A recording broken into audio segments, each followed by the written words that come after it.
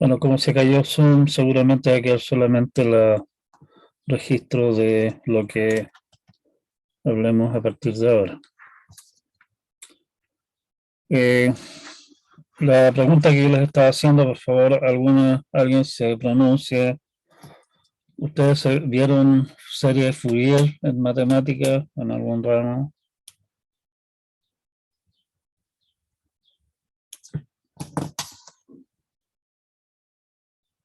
En realidad, tal vez primeramente tendría que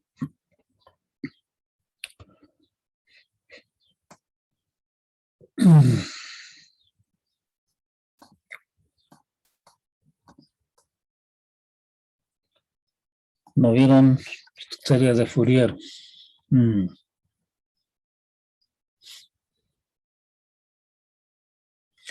Mal punto. A ver, vamos a hacer un rápido recuento de ese tema, entonces.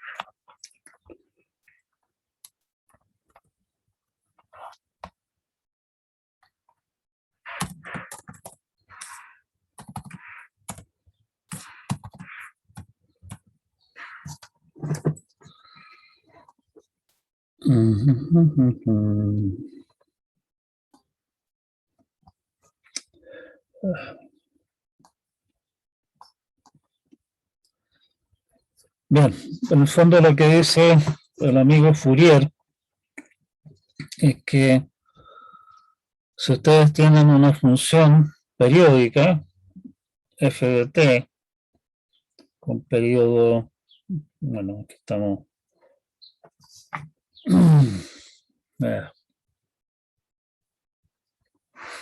se me olvidó meter el periodo en el cuento.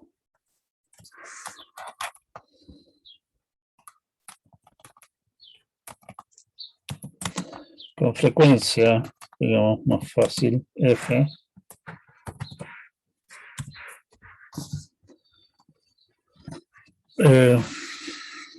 F, ustedes pueden, esa función se puede representar como una serie de, ¿cómo se llama? De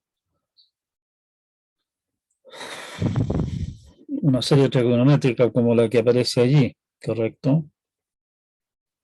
El A sub 0, en el fondo, es solamente define donde está el promedio del cuento, digamos, si es que el A sub 0 es 0, el promedio es simplemente 0, y A sub K y B sub B, estamos re bien.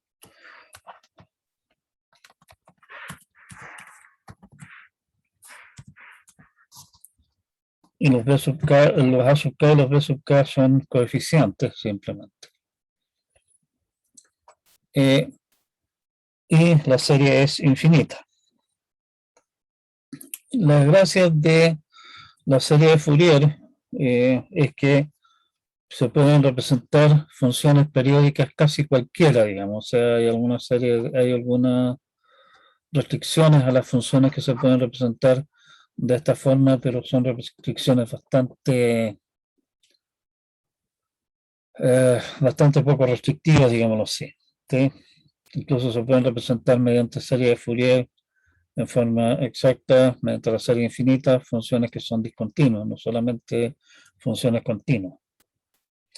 Como esta es una serie, digamos, mientras más términos tomemos, mejor la aproximación a la función. Vamos a ver un par de ejemplos en el texto mismo propiamente tal.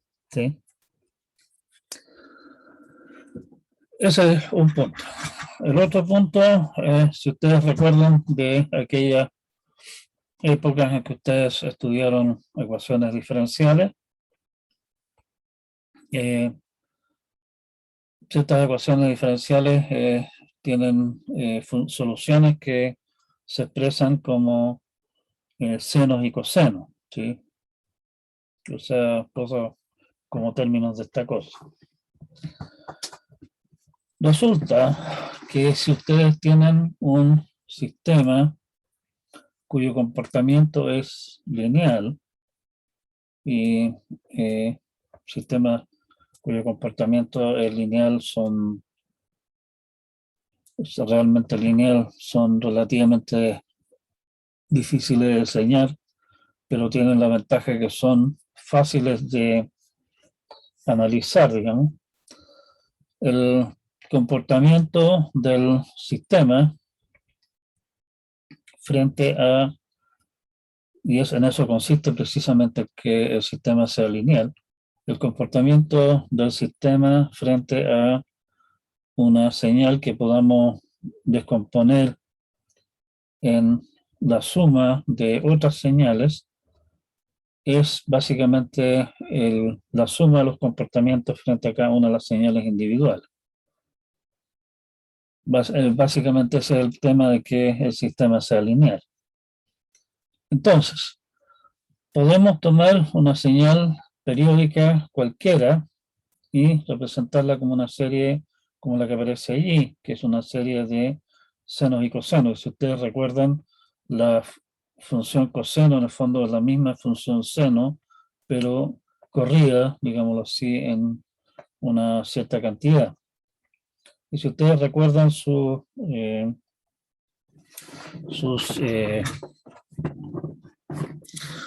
su trigonometría correspondiente, ustedes se darán cuenta de que esto se puede representar en forma alternativa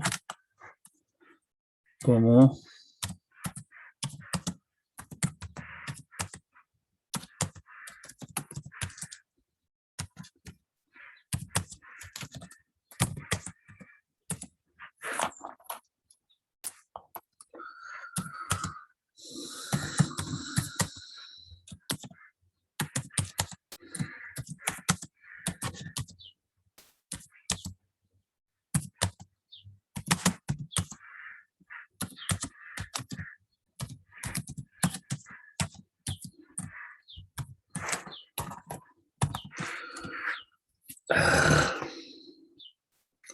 ¿Qué es lo que no le gustó ahora?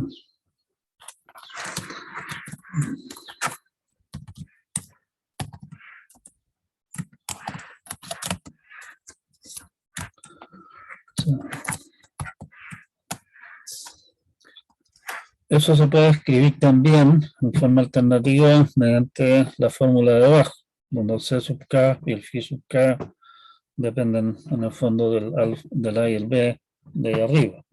¿Sí?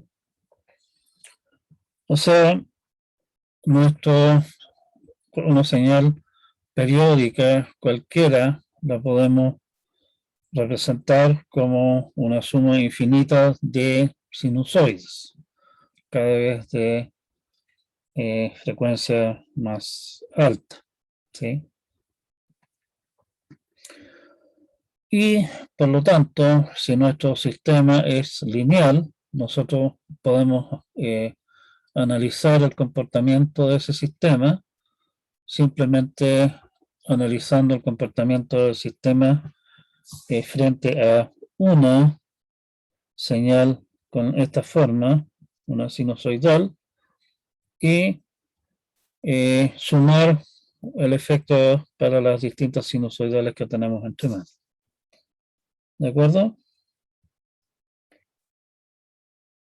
¿Hace algo de sentido lo que estoy hablando? Estoy hablando por las cabezas de pescado y ya perdieron completamente. Leandro por lo menos había visto algo de esto. Bueno, en todo caso la idea es eso. Entonces el punto es que para analizar el comportamiento de un sistema frente a una señal periódica cualquiera, lo que yo puedo hacer es analizar cómo se comporta el sistema con distintas sinusoides, como esta, y sumar. Y el analizar el sistema, comportamiento del sistema frente a una sinusoide particular, suele ser bastante más simple que tratar de lidiar con una función periódica arbitraria.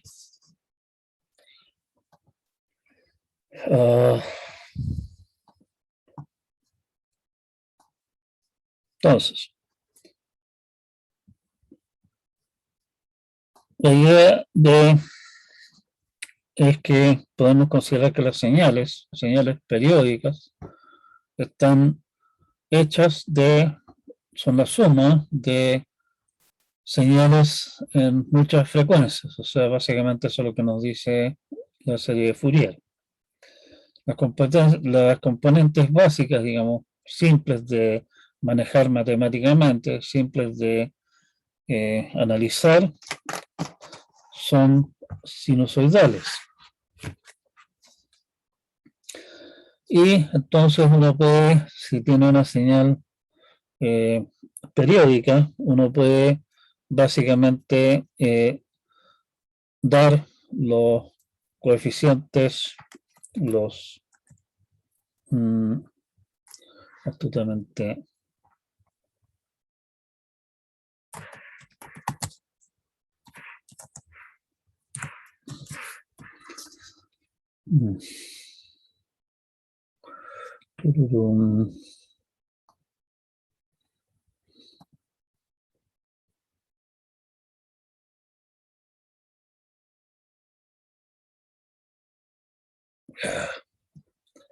eso siempre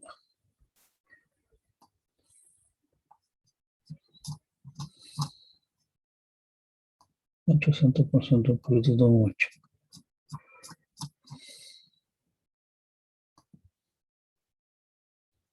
Menos que 100% no.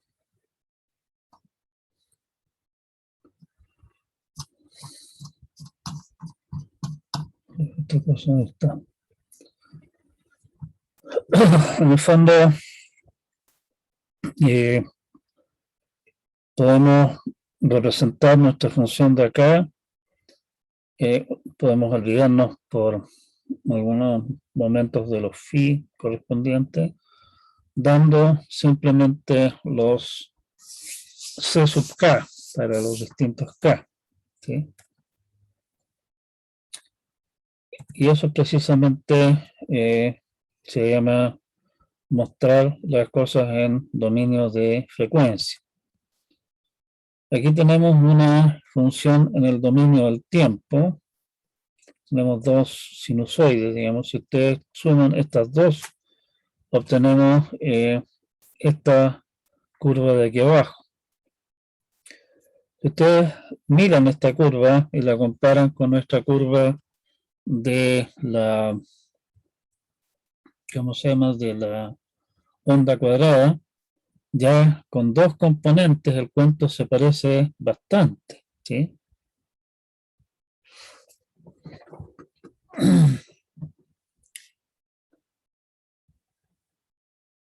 Y obviamente podemos mejorar, digamos, el parecido de la curva agregando más términos.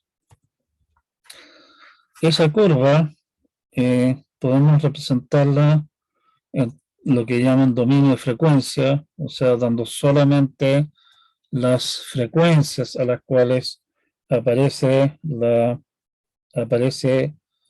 la señal como 1.4, o sea, 4 partido por pi, en un f, 0 en 2f, no hay término con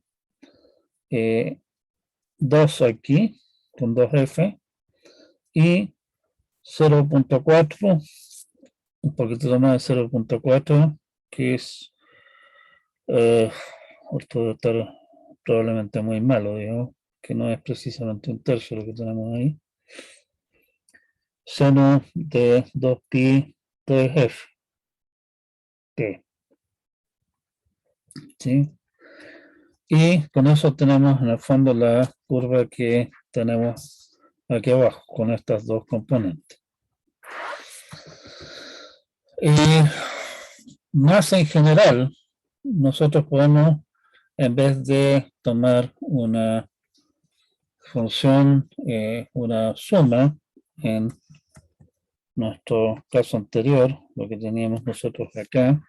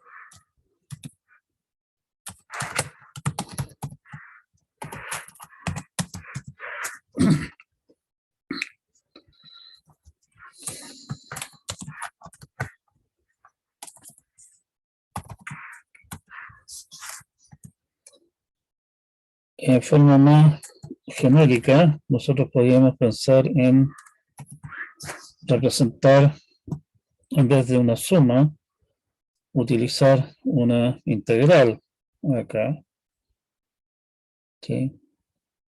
donde en vez de tener coeficientes, bueno, en realidad le llaman sec, tener coeficiente C que toma valores en los números enteros, tenemos un coeficiente que toma valores en forma continua, en U, y la misma idea de arriba, ¿sí? Esto permite representar más funciones. Estas funciones ahora ya no son necesariamente periódicas, y eso da lugar entonces, haciendo esa jugarreta, da lugar a representar la función mediante una curva suave, no puntos en números enteros, sino que mediante una curva suave en el dominio de frecuencia. O sea, estamos suponiendo que estamos en el fondo representando acá la función no mediante una ciertas frecuencias discretas, sino que mediante un conjunto continuo de frecuencias. Bueno, eso no viene mucho al caso. Espectro y banda ancho, ancho de banda. Espectro le llaman a el rango de frecuencias que está presente en una señal. O sea, en nuestra señal de acá, nuestro mono este de aquí, nuestro espectro va de 1F a 3F. ¿Sí? Eso solamente en ese rango hay frecuencias representadas en la señal. Ancho de banda se refiere a básicamente la diferencia entre la frecuencia más alta y la frecuencia más baja que están presentes en la señal. En este caso, 3F menos 1F, o sea, el ancho de banda de esa señal es 2F. En realidad, esto hay que, ¿cómo se llama? Hay que moderarlo un poquitito, en el sentido de que se habla de espectro y ancho de banda, digamos, en el fondo, como vimos con esta aproximación de acá. Y si nosotros nos damos el trabajo, busquen por ahí cómo se hace eso, digamos, nos interesa mucho, nos viene mucho al caso cómo se calculan los coeficientes. Ahora, se pueden calcular todos los coeficientes, por ejemplo, para la onda cuadrada, y si hacen el trabajo se van a dar cuenta de que los coeficientes van disminuyendo sustancialmente. O sea, acá tenemos el primer coeficiente es 4 partido por pi, el segundo es, bueno, es bastante menor, como ustedes ven inmediatamente ahí. ¿Sí? Y los siguientes van cada vez disminuyendo más. Básicamente, cuando se habla de espectro o se habla de ancho de banda, en principio el espectro y el ancho de banda de una señal periódica cualquiera es simplemente infinito. ¿Sí? Pero basta para tener una aproximación razonable, quedarse con unos pocos términos. Por ejemplo, para nuestra onda cuadrada, para algunas aplicaciones puede ser perfectamente aceptable quedarse con la aproximación de nuestra onda cuadrada mediante la curva de abajo, en cuyo caso en realidad el espectro que a nosotros nos interesa realmente de la señal es el que está indicado allá, o sea, el que nos da la aproximación de abajo, y el ancho de banda es el indicado ahí. O sea, los espectros y ancho de banda es, hasta aquí cortamos, con esto tenemos en el fondo suficiente precisión para nuestros fines. ¿Sí? Eso.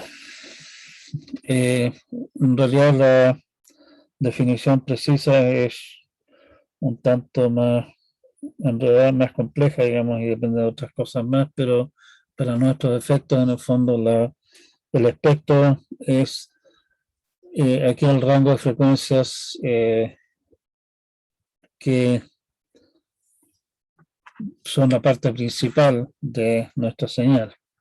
Y el ancho de banda es que tan ancho es ese espectro precisamente. Y aquí tiene una señal que hice con una componente de corriente continua, DC Direct Current, que básicamente es simplemente que la señal está corrida hacia arriba, o sea, no tiene promedio 1, no promedio 0 como la que teníamos nosotros en el otro mono anterior. En ese caso, a la frecuencia 0, que en realidad no hace sentido, digamos, le asignamos ese componente. El punto es que hay una relación directa entre ancho de banda y la tasa a la que se pueden enviar datos.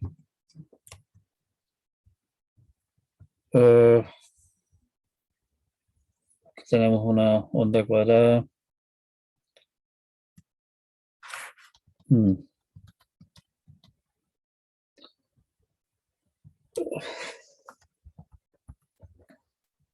Bueno, volvamos en el fondo a esta cosa de acá, digamos. Fijemos solamente en una curva sinusoidal simple. Lo que vamos a comentar después en realidad se entiende así en términos simples mirando esto, pero en realidad las matemáticas que hay detrás del cuento son un resto más complejas, ¿sí?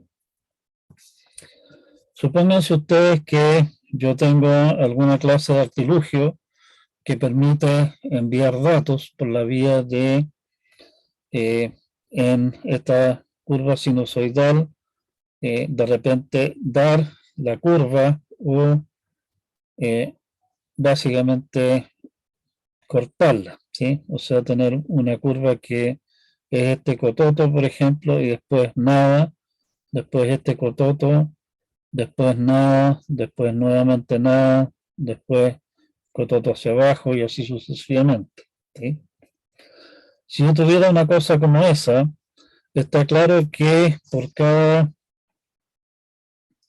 periodo de la señal yo podría estar enviando 2 bits, o sea, en esta mitad de periodo hay señal, por lo tanto 1. En esta mitad de periodo, acá nos quedamos mudos, no hay cototo hacia abajo, eso representa 0. La siguiente mitad de periodo, nuevamente no hay nada, representa 0. La siguiente mitad de periodo tenemos cototo hacia abajo, representa un 1 y así sucesivamente. O sea, así pensando en esos términos, digamos, podríamos estar pensando en enviar un máximo de 2 bits por periodo, ¿sí? Resulta que, no sé qué viene este mono en realidad, se puede demostrar que para determinar cosas como esa, digamos, esa es básicamente la relación que hay, y eso le llaman la fórmula de Nyquist, ¿sí? Tengo idea que viene esto. Ya. En el fondo, en términos, eso en términos así medio brutos, digamos, y al llevar eso a un análisis matemático más fino, básicamente llegamos a la conclusión de que la cantidad máxima de datos que se pueden transmitir en una señal que tiene un cierto ancho de banda dado es 2 veces el ancho de banda, bits por segundo, ¿sí? O sea, el ancho de banda es 1 partido por es un rango de frecuencias, ¿sí? O sea, está medido en hertz, en 1 partido por segundo. Y la unidad en este caso son bits. Mientras mayor el ancho de banda, mayor es la tasa a la que puedo enviar datos. Insisto, esta explicación da así muy al vuelo, digamos, es una explicación bien burda. La explicación real no anda demasiado lejos de eso, pero la situación en realidad es bastante más compleja.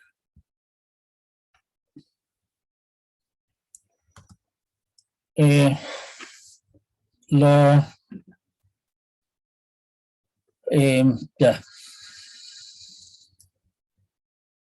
Otro punto más. Nos estamos concentrando en señales periódicas. Pero si ustedes lo piensan un poco, una señal periódica es una perfecta lata, o sea, es totalmente predecible qué es lo que va a ocurrir en el futuro si es que conozco el pasado, ¿sí? No cambia para nada. O sea, las señales periódicas como tal en realidad son completamente inútiles. El tema, sí, es que muchas, muchas, muchos fenómenos los podemos aproximar mediante funciones periódicas. Por ejemplo, si ustedes consideran, qué sé yo, no sé, una pieza de música que puedan estar escuchando a través de la radio, digamos, música de violín. Violín es un instrumento que produce sonidos bastante puros, digamos. Eso ustedes lo pueden descomponer, eso es básicamente lo que hace el compositor, ¿cierto? Descomponer en tocar, qué sé yo, la nota fa, después la nota la, qué sé yo, y cada una de esas notas por cierto periodo, relativamente largo. Cada nota, a su vez, corresponde a la nota pura, digamos, corresponde a una señal periódica con una frecuencia particular. Lo que distingue las notas entre sí son precisamente las distintas frecuencias.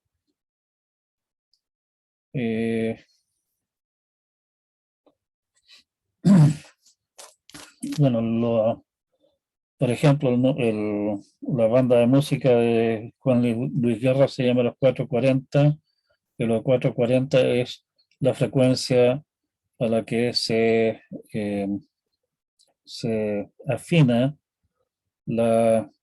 se afina una de las cuerdas de la guitarra, 440 ciclos por segundo. ¿Sí? Son 440 ciclos por segundo. Una nota generalmente va a durar algo así como que si yo no sé, una décima de segundo, alguna cosa así, un poco menos tal vez. Y por lo tanto, en el periodo que dura una nota, han pasado un montón de ciclos. ¿Sí?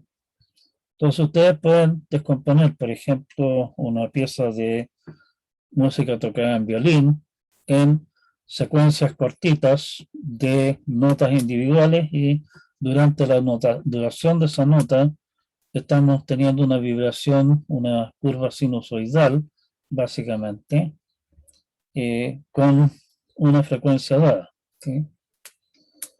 Por lo tanto, nosotros podemos aproximar para efectos de análisis, si queremos analizar cómo se comporta, en este caso, nuestro sistema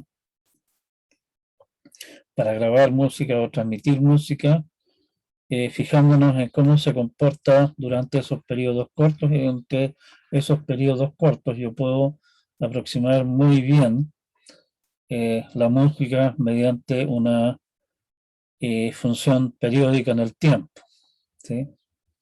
O sea, el punto es que nuestras señales, que lo que a nosotros realmente nos interesa transmitir, no son precisamente señales periódicas, estar enviando siempre, qué sé yo, 010101 o alguna otra chacha repetitiva, no es ningún chiste, digamos, pero nosotros podemos aproximar razonablemente bien el comportamiento de,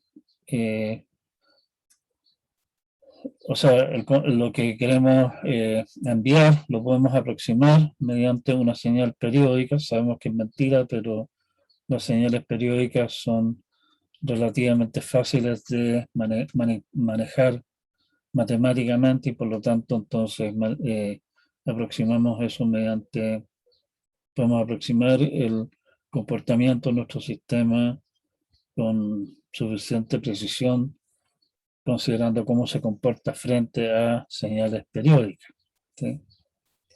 Y esa es la razón entonces de estarse quemando las pestañas con señales periódicas y series de Fourier y esa clase de cosas, que nos simplifican, o sea, nos dan una herramienta sencilla para representar en forma aproximada la clase de comportamiento de nuestras señales.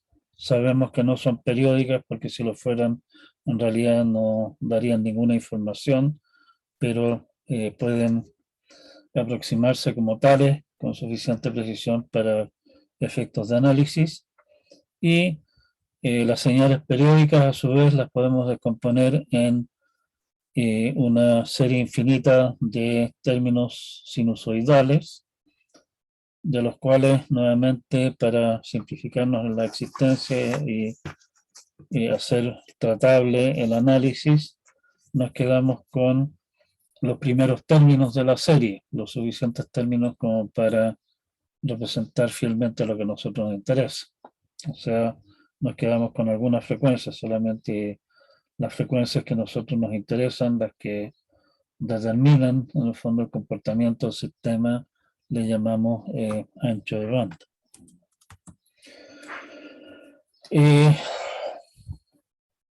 Aquí tenemos el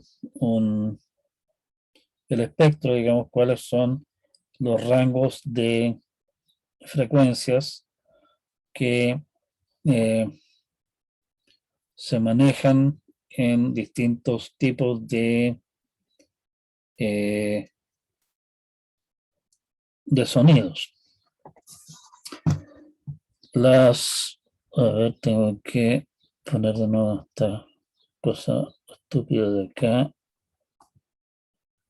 Vamos a ver mover esto fuera del camino. Esta curva verde continua acá, lo de decibeles vamos a discutir un poco más adelante a qué se refiere. En el fondo una medida de la razón entre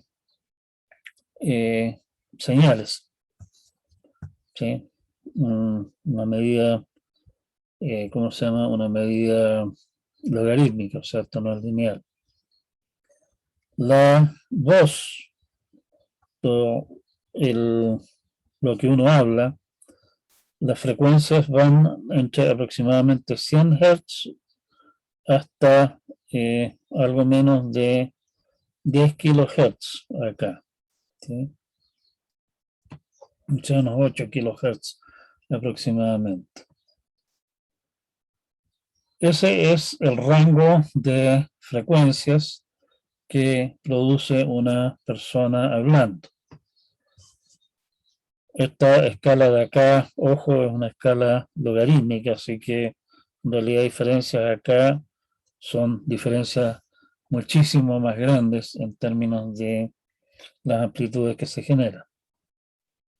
Si ustedes se fijan, el rango de frecuencias principal de la voz está en el rango de acá, lo que aparece acá como el canal telefónico. Canal telefónico es el rango de frecuencias que la telefonía tradicional, no estamos hablando de la telefonía como la conocemos hoy día y mucho menos la telefonía celular, es lo que básicamente manejan los teléfonos tradicionales. ¿Sí? Si ustedes se fijan, el rango de frecuencias que maneja la telefonía tradicional es casi justo el rango de frecuencias que genera la voz humana. En el fondo, cortando las frecuencias más bajas y las frecuencias más altas, quedando solamente con las frecuencias en este rango, se obtiene una aproximación lo suficientemente buena de la voz humana como para que se escuche bien. Ustedes recordarán, tal vez, de aquellas épocas en las cuales la telefonía era análoga y realmente usaban solamente este rango de frecuencias, digamos, que uno era capaz de reconocer la voz de la persona con la que uno estaba hablando por teléfono, pero definitivamente la voz no sonaba igual. Bueno, el no suena igual se debe precisamente a que se recortan ciertas frecuencias. Si ustedes se fijan, el rango de frecuencias que maneja la música es bastante más amplio. En realidad llega hasta, qué sé yo, unos 20, 30 kilohertz por ahí, ¿sí? Y parte de frecuencias mucho más bajas, de como 30 hertz, ¿sí? Y eso obviamente, y si ustedes lo piensan, digamos, la música hay desde notas muy graves, frecuencias muy bajas, hasta notas muy altas, frecuencias muy altas, ¿sí? Que uno es una persona normal, digamos, es incapaz de generar todo ese rango de frecuencias. Aquí estamos viendo también el rango de frecuencias máximo que se maneja en radios AM. Ustedes se fijan, el rango de frecuencias que maneja la radio AM es bastante menor que el rango de frecuencias que maneja la radio FM. Es por eso precisamente que hablan de frecuencia modulada o alta fidelidad en la radio, digamos, y también por esa razón, esa es una de las razones por las cuales la mayor parte de las radios hoy día son radios FM, porque al tener mayor rango de frecuencias que representan, son capaces de representar, por ejemplo, música con mucho mejor fidelidad, o sea, no se recorta las frecuencias de aquí para allá, que todavía son, en el caso de música, relativamente importantes. No estamos perdiendo toda esta parte de la curva acá, ¿sí? Bueno, lo que habla aquí también el rango aproximado dinámico se refiere a cuál es el rango de amplitudes, digamos, que son relevantes en lo que uno habla. Estamos hablando de básicamente susurrar hasta estar gritando a todo dar. En el caso de la música, el rango dinámico, el rango de amplitudes, digamos, es mucho más grande.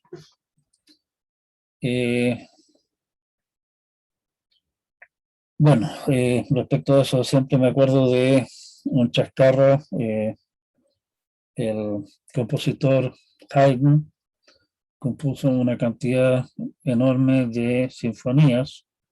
Hay una particular que tiene una historia bien divertida, que le llaman con redoble de tambores, el nombre de esa sinfonía. Resulta que Haydn está contratado como músico del rey de Inglaterra durante buena parte de su vida y tenía encargado entonces básicamente cada cierto tiempo tenía que estrenar una nueva sinfonía para el rey.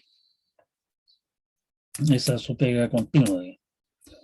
Y resulta que el señor Haydn estaba muy se apestó con una señora que de la alta aristocracia que se sentaban siempre en la primera fila en los conciertos y comenzaba la música y se quedaba dormida la señora. Y esa cosa él lo tenía prestado. Entonces, una de las tantas sinfonías que compuso, la sinfonía con redobles de tambores, parte del primer movimiento de un movimiento muy suave, digamos, tranquilizador, calmado, y el segundo movimiento parte con redoble de tambores, o sea, música a todo dar. La señora del caso llegó a saltar al techo después de haberse quedado dormida durante el primer movimiento. Y ahí precisamente hay una muestra, o sea, tenemos música que es muy suave y también música que suena muy fuerte. Bueno, pues el hambre aparte. Los datos digitales, y con esto sí vamos a cerrar el cuento. En realidad nosotros tenemos la idea de que la señal que nosotros estamos enviando es una señal como la que aparece aquí arriba. ¿Sí? Aquí en el fondo estamos apretando los periodos cada vez más. Pero resulta que la circuitería en general, ni siquiera en el caso más ideal, digamos, realmente no es capaz de seguir fielmente una curva como esta. Se demora cierto tiempo en llegar de 0 a 1, si es que esos son los valores acá. O sea, tenemos realmente una curva que, suponiendo que realmente estamos transmitiendo esto, lo que llega al otro extremo se va a demorar un cierto tiempo en alcanzar el valor de acá. En realidad, probablemente esto más bien llega hasta aquí y de ahí sigue más o menos así. O sea, no es tan marcado, digamos, el cototo en la práctica. Pero bueno, tenemos una cosa como esa. Y resulta, entonces, obviamente, que si acorto demasiado el tiempo, la señal en realidad no alcanza a llegar al tope, sino que va a quedar a medio camino. O sea, si la frecuencia aumenta mucho, no alcanza realmente a llegar al valor que debía llegar. Y está claro que podemos en el fondo fácilmente distinguir en el extremo que recibe esto de acá, decir, no, claramente esto no es que siguió en el nivel 0, o sea, aquí interpreto un 1, digamos así. Aquí ya se nos hace un poco más difícil porque el nivel de la señal no alcanza a crecer lo suficiente. Cuando llegamos aquí al final, el que veamos un cototo pequeñito contra no hay nada, es difícil distinguirlo, particularmente pensando en que las cosas no son tan ideales, o sea, esto en realidad viene superpuesto con otras cosas. Y eso se le llama atenuación. O sea, en el fondo se pierde la fuerza de la señal con la distancia, con el transmitir la cosa. Y esto, aquí estamos hablando de atenuación de señales digitales, en realidad señales análogas que realmente son una suma de frecuencias, como ya habíamos dicho antes, también van a sufrir exactamente lo mismo, o sea, hay atenuación. Yo en este extremo del cable tengo una diferencia de voltaje de, qué sé yo, 10 y los 100 metros más allá, por efectos de la resistencia eléctrica, qué sé yo, lo que veo como diferencia de voltaje es 7. ¿Sí? O sea, la señal se disminuye, se atenúa. Ventaja y desventaja de señales digitales. Bueno, las señales digitales tienen la ventaja de que, piénsenlo, se está transmitiendo un 0 o un 1. No hay ninguna razón para distinguir, digamos, realmente cosas más finas. O sea, si es que a mí me llega un 0,7, yo digo, perfecto, me llegó un 1. Si me llega un 0,1, digo, perfecto, me llegó un 0. O sea, tengo en ese sentido cierta medida de poder corregir las cosas, ¿sí? Porque sé lo que me tiene que llegar. En el caso de señales análogas, si yo estoy enviando un 0,7 y al otro lado me llega un 0,6, en realidad no tengo cómo saber si lo que me habían enviado era un 0,7 o un 0,6 o otra cosa, ¿sí? O sea, tengo que quedarme con lo que me llega simplemente. En ese sentido, las señales análogas son más delicadas, digamos, son más, o sea, si se pierde la señal análoga, algo se pierde, algo se distorsiona, algo cambia, algo se atenúa. Lo que me llegó es lo que me llegó nomás. No tengo cómo reconstruir lo que se intentó enviar, cosa que sí se puede hacer con señales digitales. Si me llega un 0,7 es un 1, si me llega un 0,2 es un 0. Y logré reconstruir lo que se envió originalmente, cosa que no se puede hacer con señales análogas. La otra ventaja, otras ventajas importantes que tienen las señales digitales es que las señales digitales en el fondo son representaciones de números. Sí, de ahí viene lo de digital, por lo menos. Y por lo tanto, yo puedo con esos números hacer toda clase de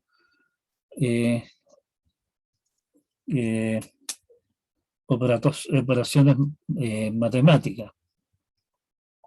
Y si tengo cuidado, esas operaciones matemáticas las puedo hacer al otro lado.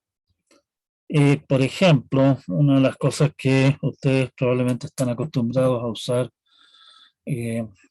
frecuentemente es perfectamente posible usar técnicas de compresión, o sea, un archivo de datos digital, comprimirlo para que ocupe menos espacio. O, lo que es lo mismo, requiera menos tiempo para transmitirse a través de algún medio de transmisión.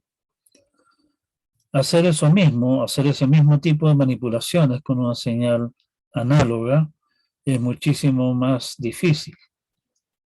En el caso de señales digitales, hacer esa clase de manipulaciones de, por ejemplo, cifrar los datos para impedir que terceros puedan interceptarlos y leer qué es lo que estamos enviando, o falsificar datos, qué sé yo, en el caso de señales digitales es muy fácil de hacer, en cambio hacerlo con señales análogas es muy difícil. Con lo que ya les había comentado antes de la estrepitosa bajada del precio de todo lo que es circuitería digital, los precios necesarios, los costos, digamos, de equipos para hacer esa clase de manipulaciones es básicamente nada hoy día. Y eso hace que la mayor parte de nuestras transmisiones de datos del tipo que sea, hoy día sean digitales. Ya habíamos comentado que hoy día la televisión, tradicionalmente análoga, la telefonía, tradicionalmente análoga, son todas digitales, por ese tipo de razones. Bueno, pero estamos en la hora, así que vamos a quedar hasta acá por ahora. Y nos vemos entonces el día miércoles. Dejen para entonces cualquier consulta o comentario que haya sobre lo que estuvimos conversando hoy día. Tengo que irme corriendo ahora, estoy en la hora para otra reunión. Chao, chao.